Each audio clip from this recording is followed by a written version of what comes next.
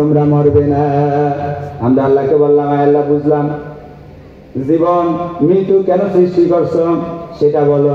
আল্লাহ তাআলা বলেন, লিয়াবলুয়াকুম আইয়ুকুম আহসানু আমালা।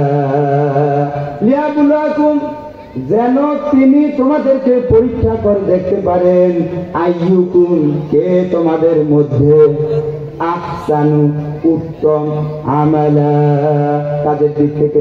সুবহানাল্লাহ।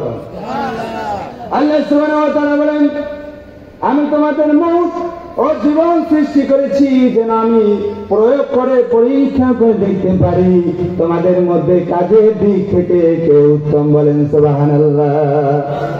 ওয়া হুয়াল আজিজুল গফুর, তিনি মহাপরাক্রমশালী ও পরম ক্ষমাশীল। দুই আয়াতের মধ্যে আল্লাহ উপরে বলছেন সর্বশক্তিমান, নিচে বলছেন মহাপরাক্রমশালী পরম ক্ষমাশীল। আল্লাহ তাআলা বলেন, সৃষ্টি আমার, যেই সৃষ্টিকে আমি দয়া করে মায়া করে তৈরি করলাম, তারা যদি আমার কাছে ক্ষমা চায় আমি আল্লাহ তাআলা সঙ্গে সঙ্গে তাদেরকে মাফ করে দেই। বলেন সুবহানাল্লাহ। ক্ষমা মানে চাইছেন আর কোনোদিন ওই অন্যায় করবেন না, এটা হচ্ছে ক্ষমা। সকালবেলা ক্ষমা চাইছেন, বিকালে গেছেন, তাহলে সাজা আরো বাড়বে। আল্লাহ তাআলা বলেন, শোনেন শোনেন, এই আয়াতগুলো কাফেরদের সামনে বলতেছে। আল্লাহর যে কত পাওয়ার আর ক্ষমতা, এই প্রথম 6 আয়াত আল্লাহ জানান দিলেন।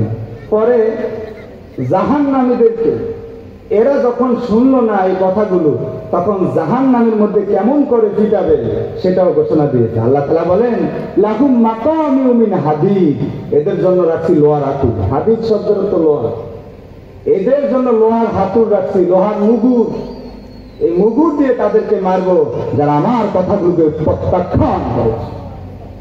আল্লাহ তাআলা এবার কাফেরদের সামনে বলে, ও কাফেরেরা, الذي خلق 7 سماوات طباقا, তিনি সেই সত্তা যিনি খলাকা, সৃষ্টি করেছেন, 7 সামাওয়াত, আসমান, তিবাকা, স্তরে স্তরে। সুবহানাল্লাহ। তাহলে আমরা জানতে পারি